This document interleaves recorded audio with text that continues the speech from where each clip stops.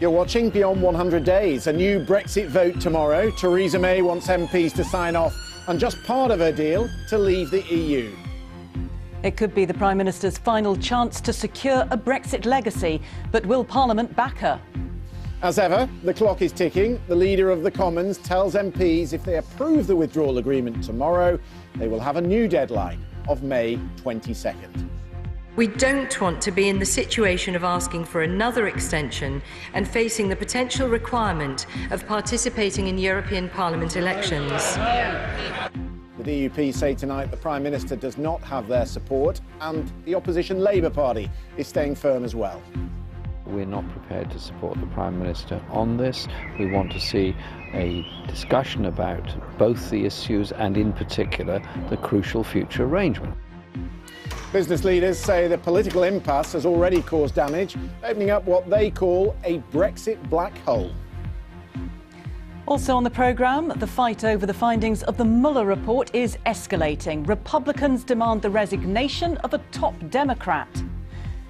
And if you've ever craved a duvet day, like Christian, this could be just the job. NASA is offering to pay people to stay in bed for 2 months.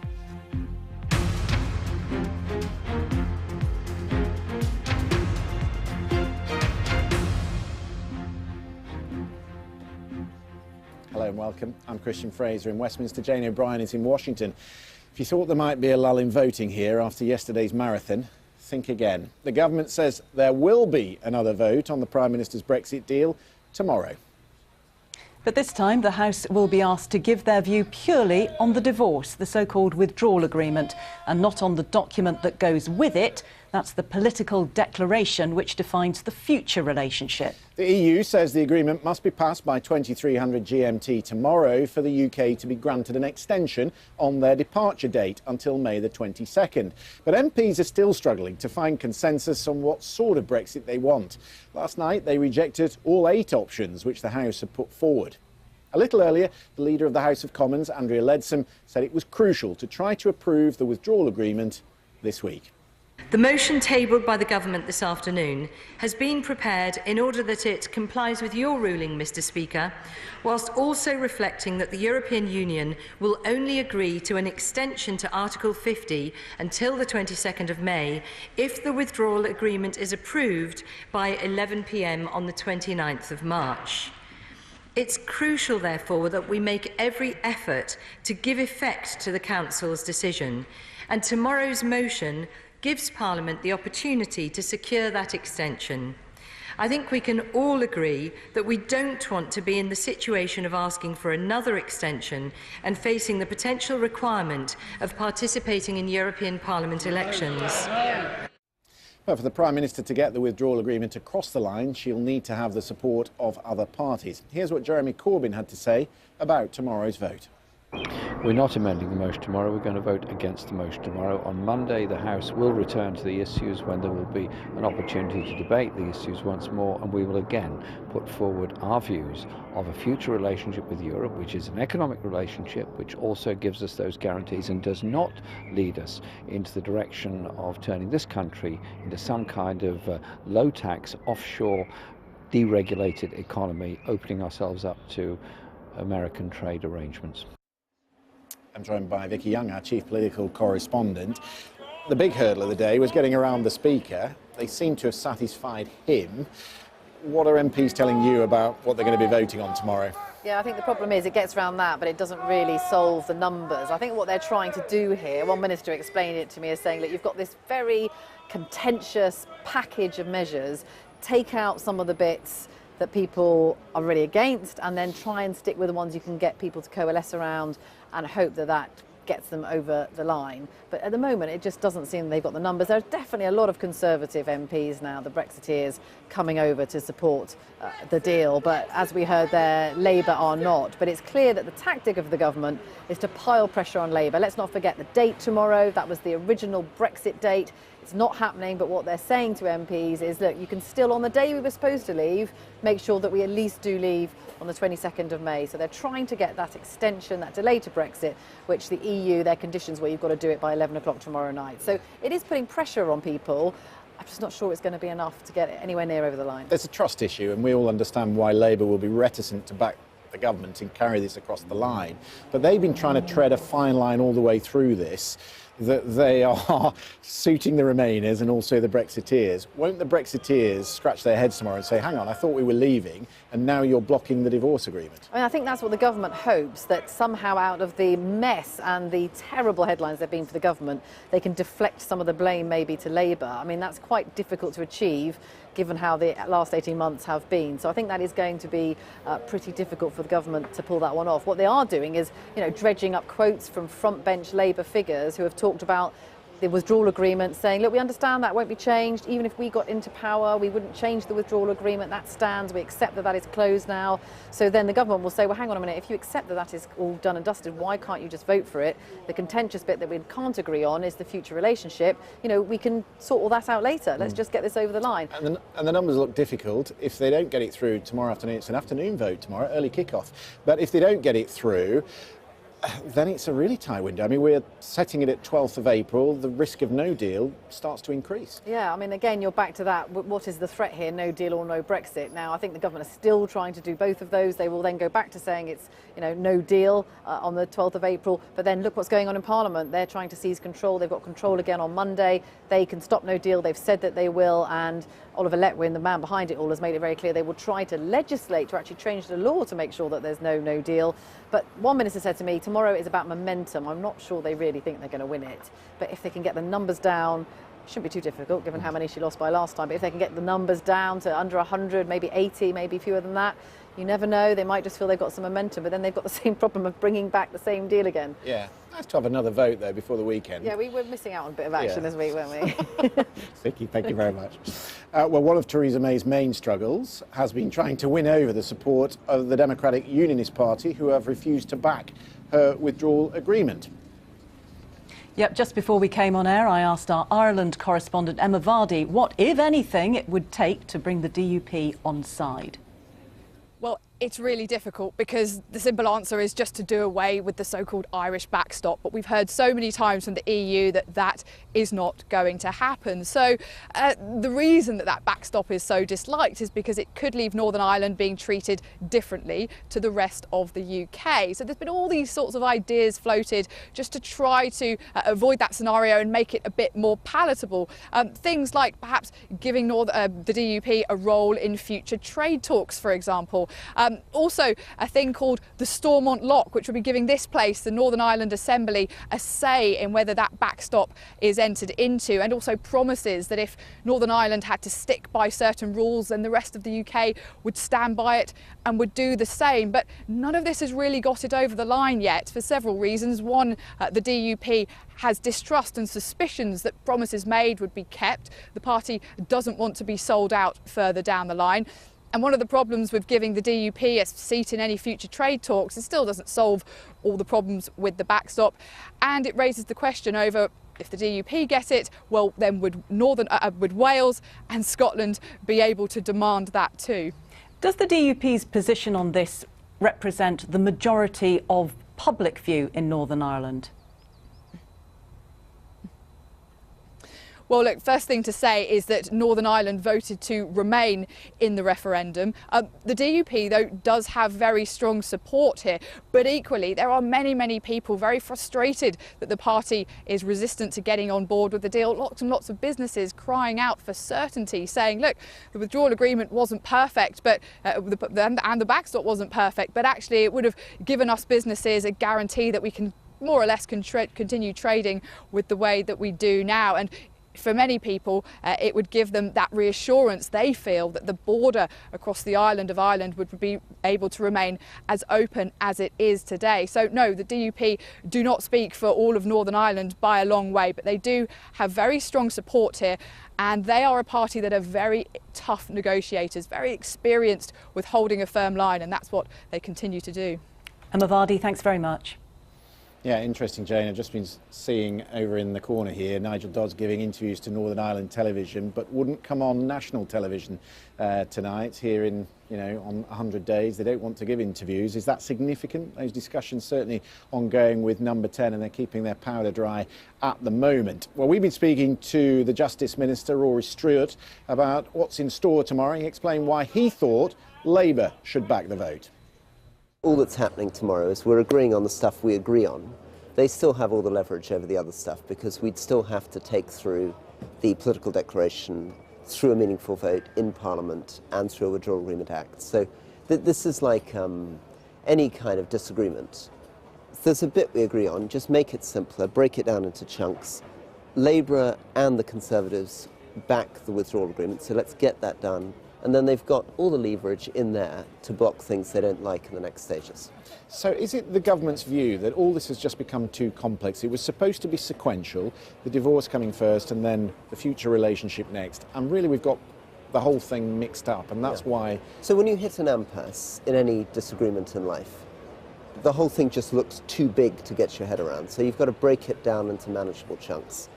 We found one bit that we all agree on, which is the withdrawal agreement. So we're going to try to get that voted through tomorrow and then move on to the stuff we disagree on, because trying to do it all at once, clearly, as we found since November, doesn't seem to be working. And yet, Jeremy Corbyn says no, and he's going to whip against it. Well, we're going to be talking through the night on this and pleading again and again and reminding him that he and Keir Starmer of others has said at the dispatch box they don't have any problem with the withdrawal agreement.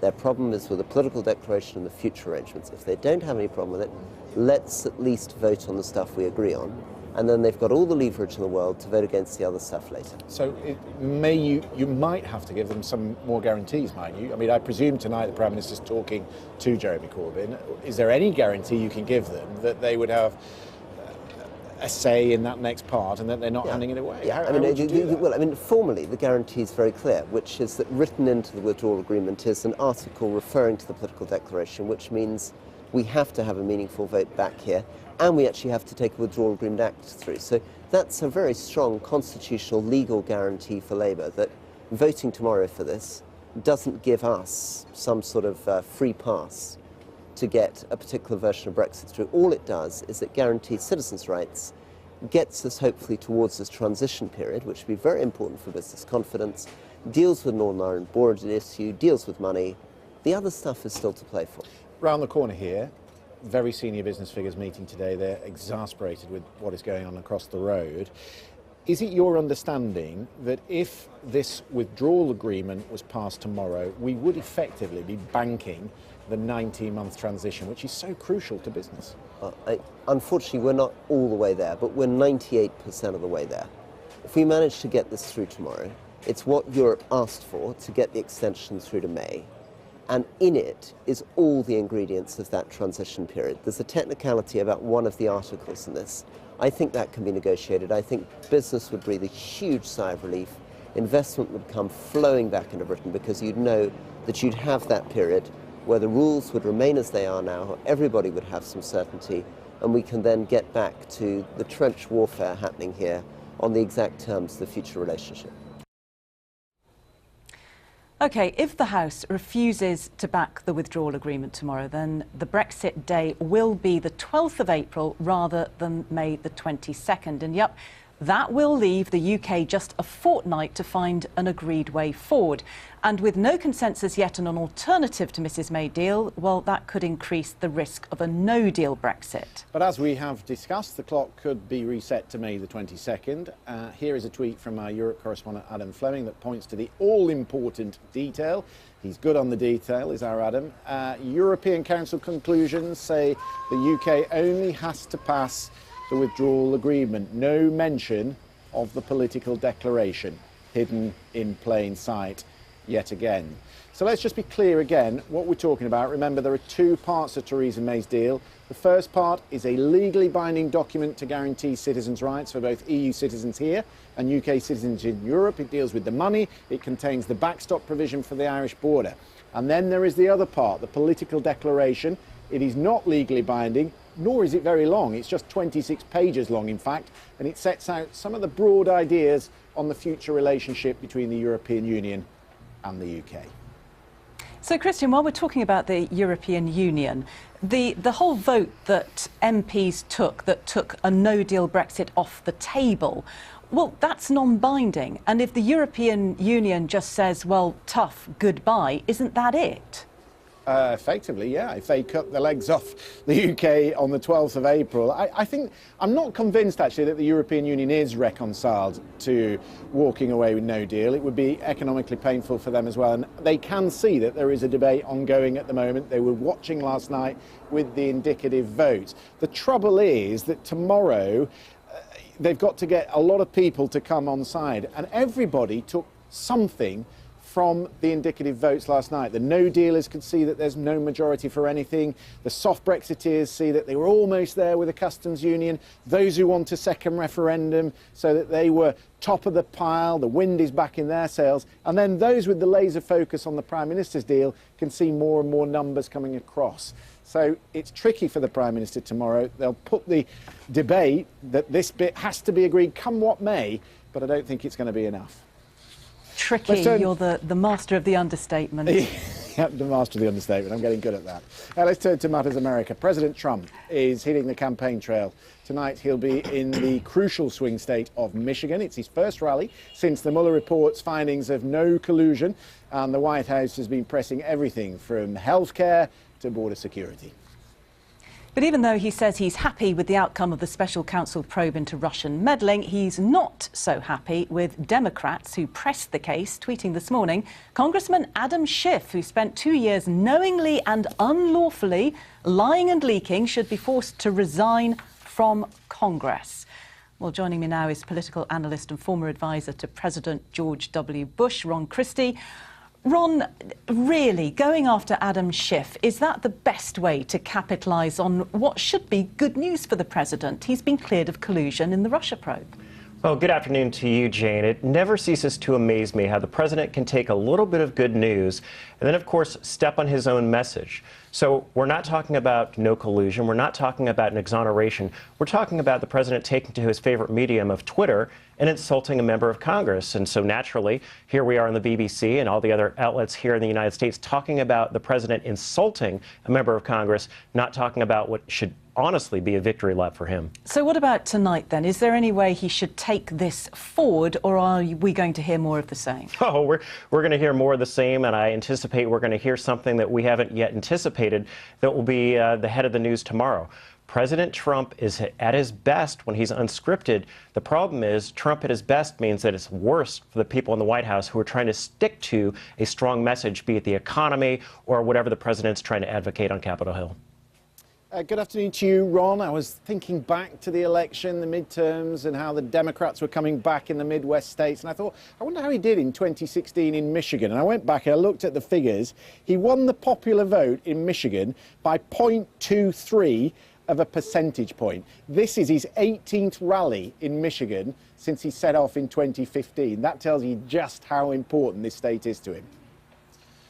It really is. Good evening to you, Christian. And what is going to be critical to the president's reelection is the states like Michigan, Ohio, Pennsylvania, the upper Midwest, those Rust Belt states where I might make the argument, and I will make the argument, that the tariffs that the president has imposed dealing with China and it relates to trade have hurt those very constituents that the president is now trying to curry favor with once again. So given that razor-thin margin of victory that the president had in Michigan, as you articulated, Christian, boy, you can see he's going to spend a lot of time between now and the election trying to get those folks to come out to vote for him again. Yeah, what he needs is a humdinger of a policy. How about repealing Obamacare?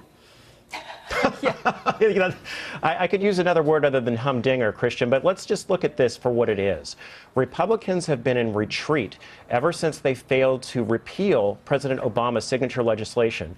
And seemingly out of left field, you know, it's opening day here in America for baseball, seemingly out of left field, the president has talked about his health care plan or repealing Obamacare that sends a lot of Republican members of Congress and the Senate running away from him just at the time that he needs them to coalesce around him, and yet he's moving them in an opposite direction. Ron Christie, always good to hear your thoughts. Thank you very much for joining us.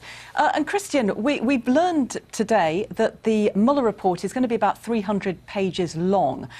So it's going to take them more than a week to get the whole redactions and everything they need to do in order to make it public, or at least release some of it. But the key point to all this is that the report hasn't changed anybody's mind. We've just had a poll that says just under half of Americans still believe that President Trump colluded with Russia, regardless of what Mr. Mueller says.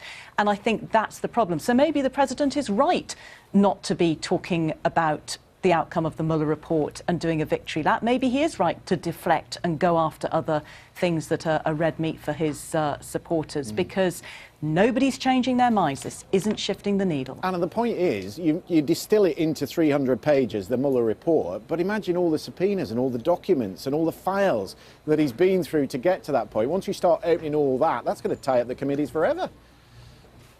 Well, it is. You're right. And there's obviously Democrats are already continuing with their own investigations, so this is not the end. This is, as somebody said, the beginning of the end. Or maybe it's the beginning of the beginning. I don't know. Anyway, let's move on. The head of the British Chambers of Commerce says the uncertainty surrounding Brexit is causing real-world damage.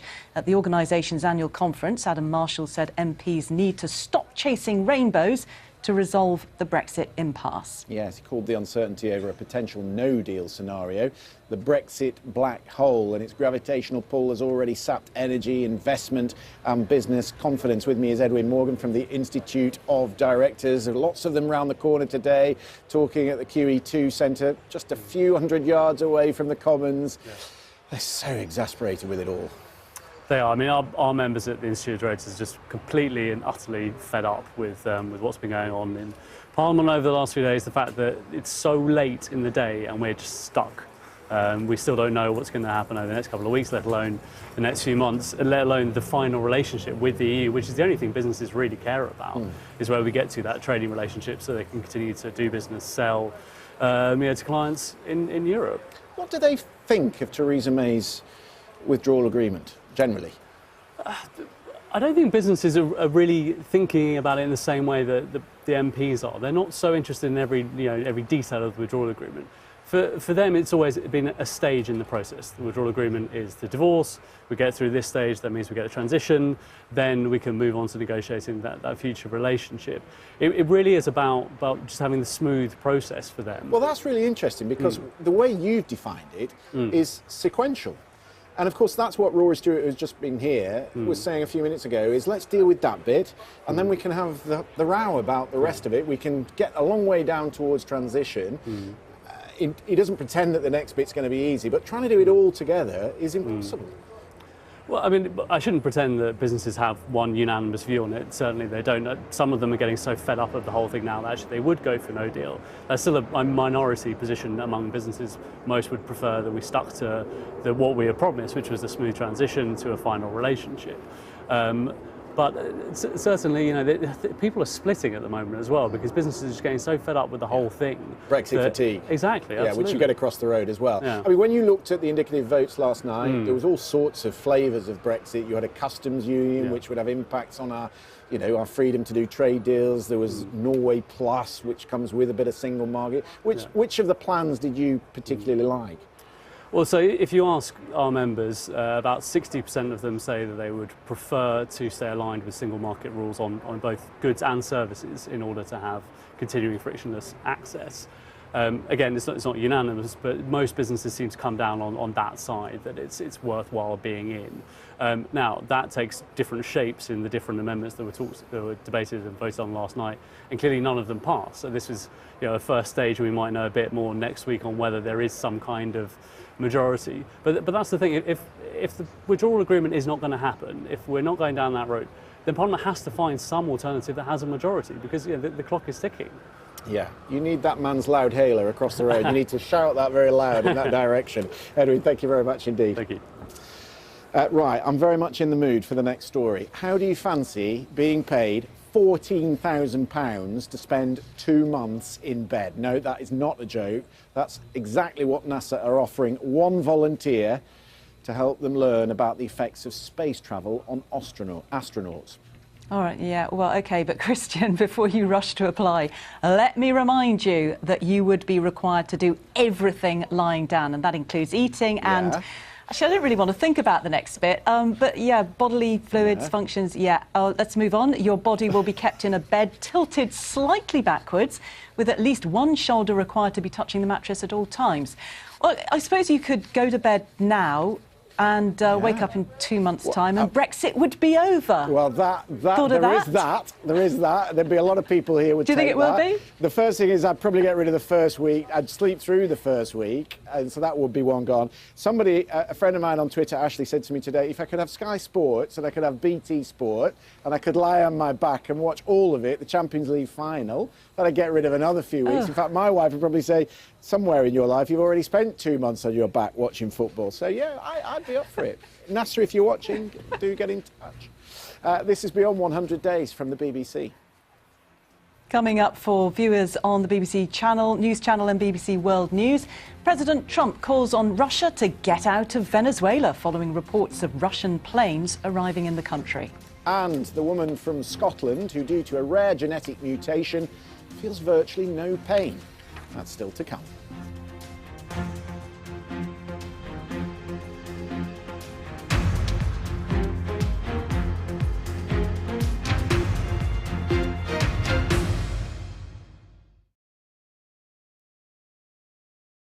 Good evening. It has been a fine spring-like day out there, and we've seen temperatures get up to 16 Celsius in several spots today.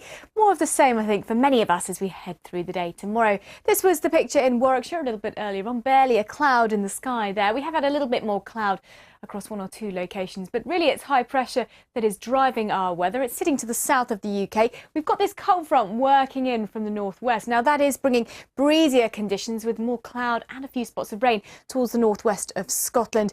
But through this evening and tonight for the rest of the country, it stays dry with lighter winds. We're going to see some mist and some fog patches developing, particularly for southwest England, Wales, up towards the northwest of England too, perhaps the Vale of York. When temperatures getting down close to freezing, particularly across England and Wales, could be just a touch of frost first thing tomorrow. Now that mist and fog should clear away fairly quickly in the morning with that fairly strong sunshine. So another day with blue skies for the bulk of England and Wales. Southeastern parts of Scotland also seeing some sunshine, a bit cloudier for Northern Ireland, but we're still pretty mild. So temperatures across the board between around about 12 to 17 degrees or so, just turning a bit cooler though from the northwest.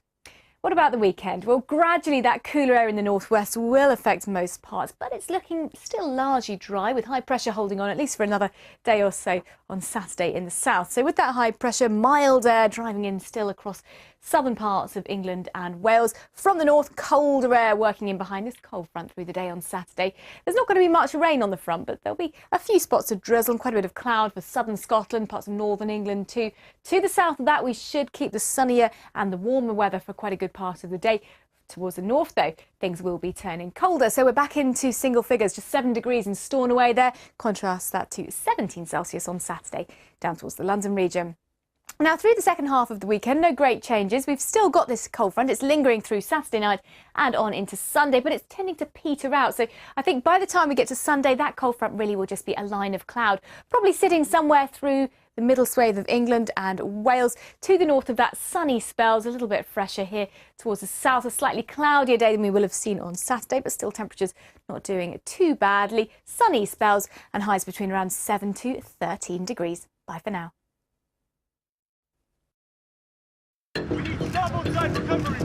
In a world of complex global news stories, we'll sift through the information to bring you what matters most. And with reaction and reporting in real time, our immigration laws are a laughingstock all over the world. You'll know what's happening around the world as we do. And that these new measures won't actually stop Venezuelans coming over, it will just make the migrant crisis worse. Whatever the story, we'll piece it together on Outside Source. Join me, Ros Atkins, tonight at 9 on the BBC News Channel.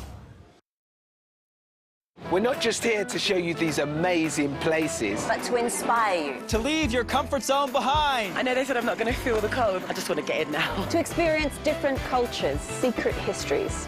tantalizing foods, delicious, breathtaking landscapes, and hidden gems. So come and join us. It's time to plan your next adventure. Team's arrived. I guess off we go. The Travel Show, Saturday at 10:30. Weekends are different on the BBC News Channel. Liberated, independent, but sexy and desirable. The myth of the French woman is very much alive. But what happened in France when the Me Too movement came along? Join me, Helen Daufers, for the inside story. Hashtag Me Too, the French Resistance, Saturday 8:30 on the BBC News Channel. When the weather can't decide what to do, you still can. To know BBC Weather app.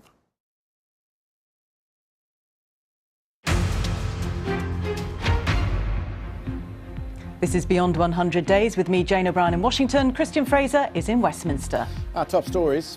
Theresa May will ask MPs to vote only on the withdrawal agreement part of her Brexit deal on Friday, the day the UK was originally meant to leave the EU.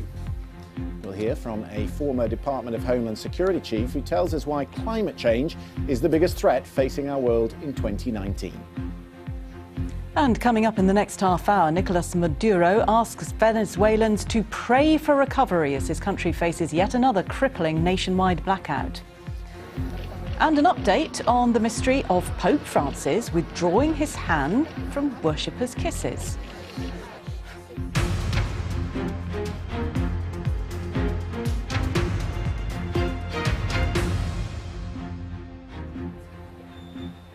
The British government is planning to hold a new vote on Brexit tomorrow, but only on the withdrawal agreement that deals with the practicalities of Britain's departure from the EU. If the vote doesn't go through by 2300 GMT tomorrow, the Prime Minister will find herself in yet another bind, having to ask the EU for a second delay to the departure date or risk the UK leaving the EU with no deal at all. Well, I'm pleased to say, here to discuss whether the UK has ever before found itself to be under so much constitutional pressure is the historian Sir Anthony Selden. It's great to have you with us. Where do you put this in terms of a crisis? Is it just a political crisis, or is it both a political, constitutional, even maybe a social crisis? Is it all mixed up together? Well, it's definitely a political crisis of force one magnitude. And it is now becoming, this week, it's becoming a constitutional crisis.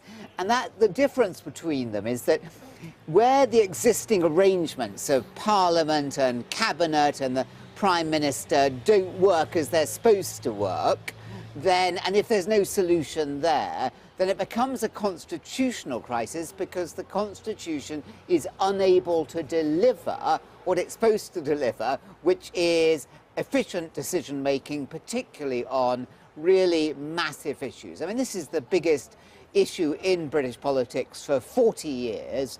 Do we remain in the EU? If we leave, exactly how do we leave? And what effect's that going to have on the Union with Northern Ireland and with Scotland, given that Scotland voted to remain? And, you know, these are big, big issues. I was expressing some sympathy with a punch-drunk MP last night who goes to his constitutional office and he gets every different element of Brexit you could imagine, and they have to deal with this and sort of process it. And I know it's easy to criticise the MPs, but really they are a reflection of what is out there in the country. Yeah, I think this is the real problem. Look, the real essence of the problem, Christian, is that the country voted to leave, but only just 48-52, so that was very close, very indecisive. Another day it could have gone the other way. But these people here in Parliament predominantly want to stay. So is Britain a popular democracy where the people decide the future? Or is it these guys here who are the representatives of the people voted in general elections? And that is really the nub of the problem. And then when you throw into the fact that we've got to clear it with the EU, 27 of them, and we've got Northern Ireland and they've got their own views about it, it becomes almightily difficult. And no, I think blame is really a fool's game. Yeah. A lot of people are seeking to blame the Prime Minister or Cabinet or the MPs. And this is democracy. I mean, this is democracy, isn't it? And it reflects the fact that this country is divided wham, right down the middle. You've got roughly half want to remain in the EU, roughly half want to leave. And, you know, there's really no middle position. You either leave, you're either in, And a or you're out. necessary evil to solve this once and for all? A necessary evil to answer the European thing and also maybe even the two-party system? Well, the two-party system could change. There could be a new party. But, you know, you asked, have we been here with a constitutional crisis? Now, this is worrying because we have had in this country really big crises, like in 1936 between the two world wars. The monarch wanted to marry the American Wallis Simpson, Edward VIII, and that was not acceptable to people here in Parliament, and he left. He abdicated, and a new King, George VI, came in, who saw Britain through the Second World War. Major crisis, but it had an easy solution. And then there was a Suez crisis in 1956 when, for, you know, a week or two, this house was absolutely, I mean, desperate. Imagine a week or two of real crisis in there, but then it was solved with a new Prime Minister coming along and a new policy. This hasn't gone on for a week or two. It's gone on for 3 years. On steroids. Absolutely, and worse. I mean, this is, I think, the biggest crisis we've had since 1688, over 300 years ago, when again we replaced the monarch and had a new settlement. It's the worst crisis between the battle between the Catholics and the Protestants after the Reformation, and that lasted 2 centuries. Okay. This one's gone on for 60 years, could go on for... It's not going to be over, how long. not over tonight. Sir Anthony, thank you very much indeed. My pleasure, Thank Christian. OK, we want to give you a unique perspective to Brexit from our colleague Aulia Atrafi. For 12 years, he lived in the northern English city of Hull after he claimed asylum in the UK to escape the Taliban. 2/3 of people who voted in the Brexit referendum in Hull voted to leave the EU, so Aulia returned to Hull to find out what effect the vote has had on the city that was his home. Hull, a once thriving fishing and port city in the north of England. I came to Hull in the year 2000 as an asylum seeker from Afghanistan, fleeing the Taliban. I lived here for 12 years. I have now returned to find out whether the city that took me and so many others in is still a welcoming place for foreigners. In a pub on the outskirts, I asked some Leave voters if an immigrant like me would still be welcome in the city after Britain leaves the EU. You've got the if you have the skills, if you have what we need in this country, then you are most welcome. Hull is a very friendly city, always has been. And if people work hard and become part of the community, they have nothing to fear. Once we've achieved a clean Brexit, we need to rebuild our country, and we will rebuild our country. Anybody who doesn't want to take part of that, the port, the airport, the gateway, the door is over there. Use it, leave. Because none of these people were invited. They all asked to come. I met up with some old friends down at Hull Mosque, where the mood was one of trepidation amongst some worshippers.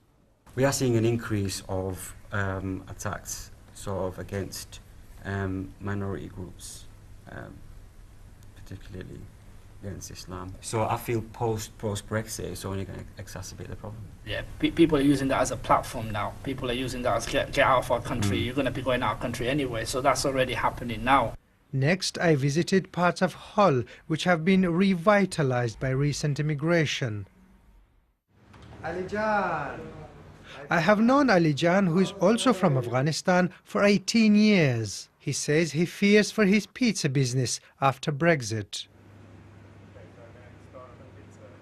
Yeah, we're gonna lose most of our customers, and quite a lot people here is from European countries like Latvia, Poland, Lithuania.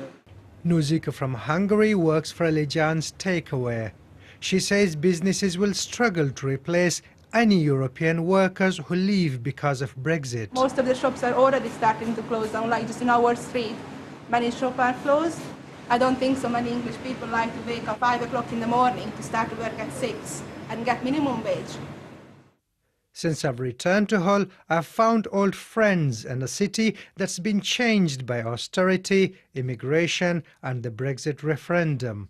I feel it's more divided and more uncertain than the place that took me in 19 years ago.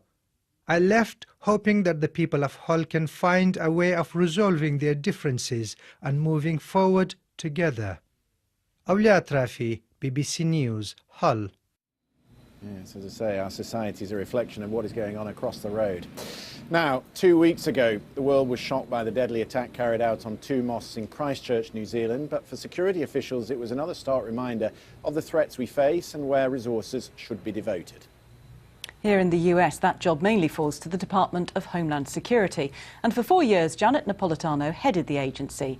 Well, now she has a new book asking, how safe are we? I spoke to her earlier.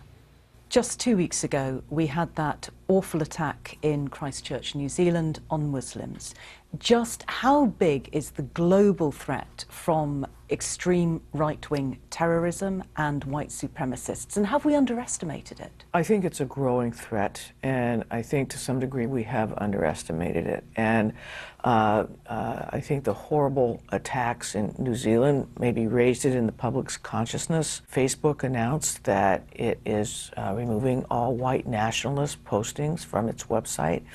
And when people put the words in to search for that kind of material, they'll be diverted to an anti-hate group. I think that's a good move, and probably a little late, but a good move in the right direction.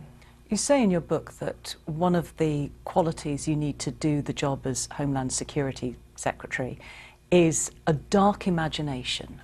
Where does your imagination lead you at night? When I was secretary, I used to do what-ifs in my mind.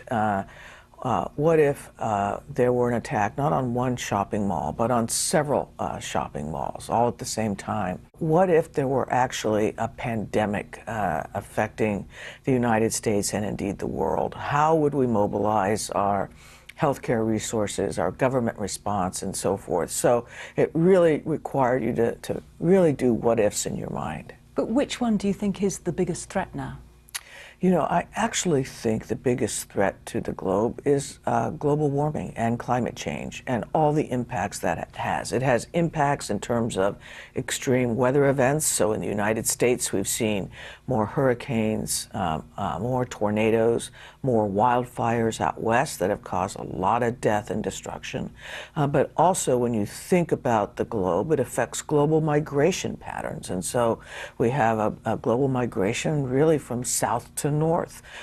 You have areas of the world that are subjected to extreme drought that's killed local agriculture, local markets, killed jobs, so that now you have more jobless, hopeless young men who are ripe for recruitment by terrorist organizations. Those are kind of all of the impacts that a warming planet is causing. What about the cyber threat? Because you talk a lot about that in your book. It seems that America was somewhat blindsided by Russian meddling in the 2016 campaign.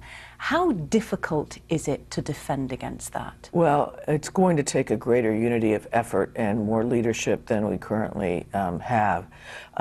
U.S. elections are controlled by local elected officials, county recorders, state secretaries of state. They all need to be brought together. There need to be national standards in terms of the actual machinery of the election, so we have confidence in the integrity of the vote. And then, you know, we need to really do a better job educating the population about how to critically review the material they find on social media. Because the Russians, they were hacking and they were planning misleading and destructive stories on social media, all designed to disadvantage Hillary Clinton and advantage President Trump. We need greater confidence and control, as it were, to make sure that doesn't happen with 2020. Janet Napolitano, thank you very much for joining me. Thank you. You know, Christian, she spoke very movingly in her book about the way Americans came together after the 9/11 attacks.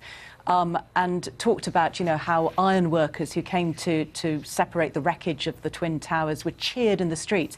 And we were both wondering after that interview whether that sense of unity would still exist today, because if you look at the way Americans react after other terrorist attacks, I mean, you look at the Parkland shootings, various crises, there's this awful online debate which only seems to polarize views and Americans still further. So it was we ended on quite a down note after that interview, in fact. There was something anyway about that, wasn't there, about 9/11, because it was the first terrorist attack per se on American soil, and it really did catch America unawares, and I think that brought the country together. I think that's why it was such a powerful thing. Yeah, and let's hope it never gets put to the test again. OK, let us move on to other news. Manchester United have appointed current caretaker boss Ole Gunnar Solskjaer as their full-time manager on a 3-year contract. He was appointed caretaker manager in December and won his first 8 games in charge. His overall record is 14 victories and 2 draws in 19 games. Solskjaer took over from the sacked Jose Mourinho in December. They're challenging for a top 4 finish in the Premier League and through to the Champions League quarter-finals. Thousands of passengers have been left stranded after the Icelandic air WOW Air stopped trading and cancelled all of its flights. The carrier, which had been in funding talks with investors, operates out of London Gatwick, Stansted and Edinburgh in the UK. It's asked passengers to check available flights with other airlines. It is the latest in a list of airline carriers to fail over the past 18 months. Facebook has pledged to block material about nationalism and separatism on all its platforms. The decision comes as the social media giant faces increasing scrutiny over extremist material being shared on its platforms.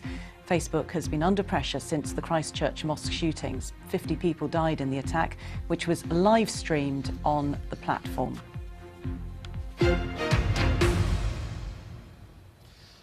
Moscow has accused President Trump of boorishness on a global scale after he told Russia to get out of Venezuela. A Foreign Ministry spokeswoman said Russia's presence in Venezuela is in line with the defence agreement between the two countries and poses no security threat. Well, the tensions between Moscow and Washington mirror the stalemate between President Maduro and opposition leader Juan Guaido, as food shortages and power outages continue to affect millions of Venezuelan people. Well, the BBC State Department correspondent Barbara Plett-Usher has spoken to the Trump administration's point person on Venezuela, and she joins me now. Barbara, do they have any idea how to break this stalemate? Well, actually, Mr. Abrams, Elliot Abrams, denied there even was a stalemate. I mean, essentially, he said that the cards are so heavily stacked against Mr. Maduro, everything in the country is collapsing. He said you can never predict when a leader will fall. It may look from the outside that he's in control, but from the inside, he's losing his grip, and he didn't expect Mr. Maduro to last out the year, much less than that, he said. I did point out that President Maduro does seem to think he can wait out this U.S. administration, despite its threats of all options being on the table. And Mr. Abrams responded with a warning. Let's have a listen. I think you're right that he is convinced of that, or intermittently convinced of that, and just thinks, I'll just stay here, the Americans will get bored or they'll go away. I remember a guy named Manuel Noriega who thought the same thing. The Americans will just go away, there's no reason for me to take a deal and leave the country. He ended up in an American federal prison. So my advice to people in Venezuela who think that all options is kind of a joke or symbolic, it doesn't mean anything, don't test the president on it. How has the presence of Russia in Venezuela complicated the situation for the US? Well, it's given a boost to President Maduro, and even Mr. Abrams admitted that. He said it was a symbolic and political boost, that the deployment, the size of the deployment, which is around 100 people, wasn't enough to make a substantive difference. I did point out that this could reduce pressure on the military to cut a deal with the opposition, but he sort of dismissed that. He said the situation in the country was too dire, that pressure would continue. He also said that Russia would pay a price if it continued to prop up the presidency of Mr. Maduro. He said the U.S. could take a number of steps, including sanctions. And of course, meanwhile, the humanitarian crisis is increasing. What's happening about aid? Well, there is attempts to get aid in through the borders from the surrounding countries. By and large, that has failed because Mr. Maduro has blocked it. And in the meantime, the UN is saying that a quarter of the population is in need of that humanitarian aid, and that is going to get worse, of course, when those oil sanctions the US has imposed really kick in. And is there a sense that the US really has underestimated Maduro's staying power in this situation? I think there is a feeling from many observers and people who watch the situation closely that there was an expectation that when they supported Mr. Guaido and when the international community came alongside, they expected the military to flip much more quickly, and in that sense, they have underestimated the situation. Again, Mr. Abrams would say no. He would say that this is a long-term project and he's in for it. Barbara Pletascia, thank you very much indeed for joining us. This is Beyond 100 Days, still to come. We meet the woman who cannot feel pain. A genetic mutation means Jo Cameron can burn herself and not even know about it.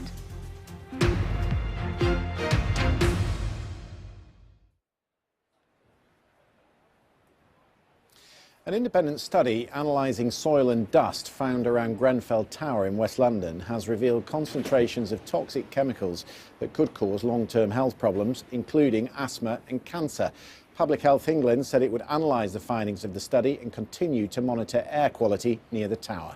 Tom Simons reports. I would say that this stuff is definitely not good for touching. Professor Anna Steck gathered this 6 months after the Grenfell fire. Lots of burnt insulation, but also soil and scrapings from window blinds. Some of it found just over a kilometre from the tower. We found a number of chemicals that are categorized as, for example, respiratory sensitizers that might potentially lead, for example, to asthma, but also kind of more focus on the carcinogens or the chemicals that are classified as carcinogens. She says there's a higher risk of cancer and asthma, but further research is needed to determine how high. Monitoring has found no evidence of contaminated air, but this is the first study of the wider environment. The government has welcomed Professor Steck's research, but has also said that the risks are generally very low.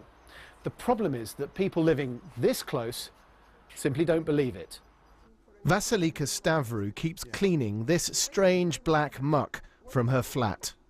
That's off your furniture? Yes. It's like black. This is 21 months on.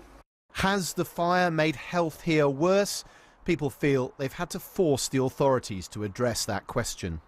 We have children who cannot put their hands in the soil. It's almost 2 years after the fire.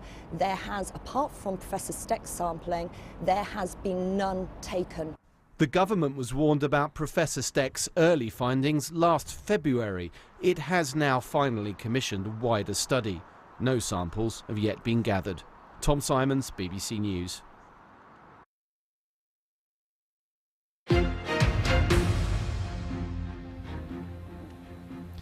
Imagine a world in which you feel no pain. That's what it's like for 71-year-old Jo Cameron. It's all she knows. The pensioner from Inverness has a genetic mutation, which means she feels virtually no pain and never feels anxious or afraid. Important qualities these days. Miss Cameron didn't realise she was different until doctors were astonished that she didn't need painkillers following a serious operation. Our medical correspondent Fergus Walsh reports. She's had teeth knocked out, broken her arm, suffered serious burns and felt nothing because Jo Cameron simply doesn't sense pain. I put my arm on something and only realise it's burning when I can smell flesh burning. So it's not clumsiness. The normal reaction is you cut yourself or burn yourself once, maybe twice, then you avoid that because your brain says don't do that. Well, my brain doesn't say don't do that. As for giving birth to her 2 children, again, painless. Before I realised it, I'd had the children. So it wasn't a case of I'm a martyr, I don't feel pain. It was I'm prepared to take anything because they tell me it's going to be awful. I felt things. I felt my body stretching. I felt peculiar feelings, but nothing to make me, no pain. 1 chili challenge. Yeah. Okay, all right, 1, 2, 3. And this is Jo with her husband and doctor eating super hot chilies, a breeze for her. Scientists at University College London have analysed her DNA and found she has 2 gene mutations. One shuts down the pain pathway from the brain. What we hope is to be able to exploit the mechanism to manipulate pain thresholds in people that have chronic pain. And there's a vast problem of around about 6 or 7% of the population have ongoing excruciating pain. So we really do need some new therapies. We have our pinprick box. The team showed me some of the instruments they tested on Jo. No matter how hard the needle was pushed, it didn't hurt her. Yeah. Yeah? I can't stop being happy, and I do forget things. Jo's gene mutation also boosts her mood, and she is never anxious. But it also affects her memory, and she often loses things. However, it's her inability to feel pain which may ultimately help others. Fergus Walsh, BBC News. Extraordinary story. Right, before we go, let's talk about a video which totally mesmerised me the other day. It was doing the rounds on social media. It showed Pope Francis, somewhat bizarrely, withdrawing his hand from the worshippers' kisses over and over again. And there was much speculation as to why he was doing it. It's very bizarre, but now we know. A Vatican spokesperson has explained it was, in fact, a simple question of hygiene. The Pope was apparently worried about germs spreading when he was meeting Catholics last Wednesday. And Christian, I think I should point out, he wasn't worried about catching germs himself. He was worried about parishioners spreading them among each other. No, that is an important qualifier. It wasn't his own health he was worried about. What bemuses me is that one after the other, they try and do the same thing. Can't they spot that what he's doing? Look at him. He doesn't like it. Take the hint. Take the hint, people. Yeah. They look anyway, like nodding I did dogs notice, in the back of the car. I did notice, because someone else tweeted that he held an audience the next day, I think at the Vatican, and other people were actually kissing the ring on his hand and he was allowing them. He'd obviously seen some of the coverage. He obviously has a social media account. Anyway, there is an explainer for you. Thanks for being with us. We'll be back on Monday. Important day here at Westminster tomorrow. Do follow BBC News for that. See you then. Good.